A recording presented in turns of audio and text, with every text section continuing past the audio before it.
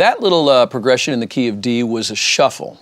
And the shuffle is hard to define because straight eighth notes are dot, dot, dot, dot, dot, dot. You think a shuffle is dot, dot, dot, dot, dot, dot, dot, which would be dotted eighth, 16th. But the real shuffle feel is actually triple meter. And by triple meter, I mean instead of dividing a beat up into dot, dot, dot, dot, dot, dot, I divide it up into dot, dot, dot, dot, dot, dot, dot, dot, dot. A shuffle feel, the real swing, is the middle beat of the triplet missing. So what it is dot, dot, dot, dot, dot. Instead of dot, dot, dot, dot, dot, dot, it's dot, dot, dot, dot, dot.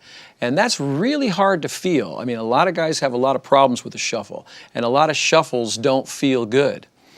I can get into the difference between a Texas shuffle and a Chicago shuffle, which really feel different, but instead I want to talk to you about how you make the shuffle feel.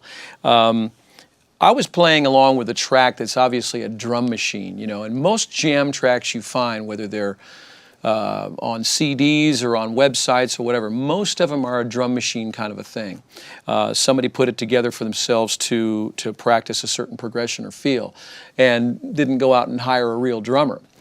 In order for you to make a shuffle feel good, you have to learn how to lay it back. And you have to think in terms of the time and the beat. Now there's center time. Some drummers play perfectly great center time. I can name a few guys that I've played with over the years that really feel great straight up and down, almost like a drum machine. But then there are other drummers who have a pocket that's slightly behind, and they just lay it a little bit behind the beat. And you count it off up here, but where they feel it is just a little bit behind that. You have to learn, I mean, all of us have to learn as players where that guy's putting the beat, where his heart beats and where he feels it. There are other drummers, a perfect example is Stuart Copeland. I've played with him a few times and he feels it really on top and it's exciting. And another drummer I know, I can name about 4 or 5 guys that have a real high energy feel, you know. That's great. I mean, I think it's cool that that's where their heart beats, but you have to play that groove with them. If you're laying back and the drummer is pushing, it's not going to feel good. And vice versa is true too. If you're pushing and the drummer's laying back, there's nothing worse. You feel like you're rushing. One thing that all of us guitar players, bass players, we all hate is a drummer who drags, because you're feeling the time that when you're playing along at a certain groove and the drummer starts to drag, I feel a tension in my arm, my right arm tense up, and I want to push it forward and the drummer's pulling it back. That's just horrible.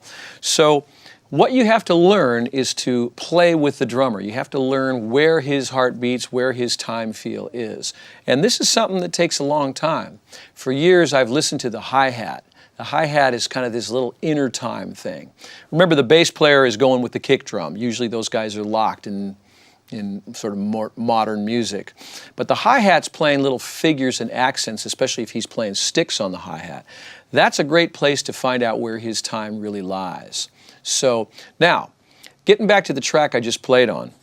During that track, like I said, it's a shuffle, but it's a drum machine shuffle, so it's pretty stiff. Playing along with one of those stiff tracks means for me to make it feel good, I need to be able to lay back on the time and make it just kind of back off on a little bit of a, just certain phrases I just pull back on. And that's something to practice. So I'll demonstrate a little bit what I'm talking about. I might start with a figure like 1, 2, 3, 3, 4.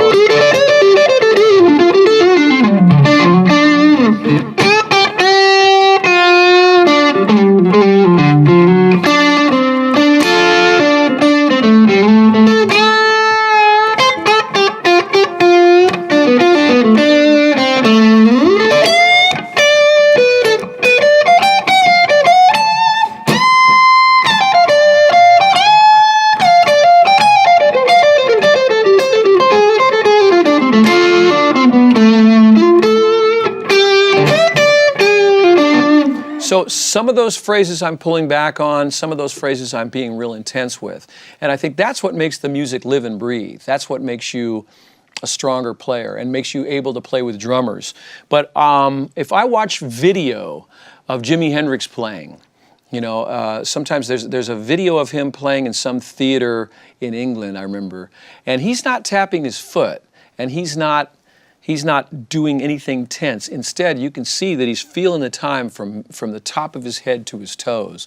And that's real inspiring for me, because if I'm playing solo guitar, a lot of times I tap my foot and just try to feel feel the tone that way, feel the time that way. I mean, I get real into it, and then I say to myself, damn, I'm sure putting a lot of energy into keeping that foot going.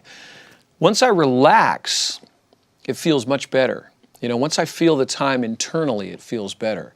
And this is kind of a nebulous subject, but I suggest you use this jam track and just try to see where you're going to put the time. Push it a little, play center time, and try to play behind the beat. And record yourself doing it too, because if you record yourself, that's a much easier gauge to judge it by. You can really hear where your time is. Nothing worse than playing a shuffle on top and nervous, you know. So that's something to work on.